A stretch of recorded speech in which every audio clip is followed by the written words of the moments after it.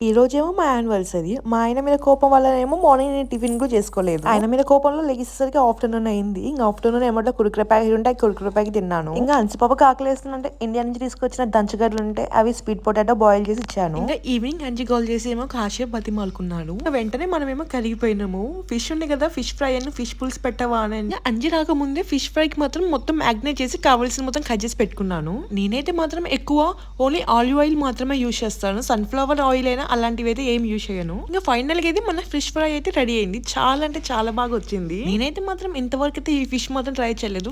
First time try చేశాను salmon fish. మరి ఇంతకి మీలో ఎన్నిసార్లు ట్రై చేశారో కామెంట్ లో చెప్పండి.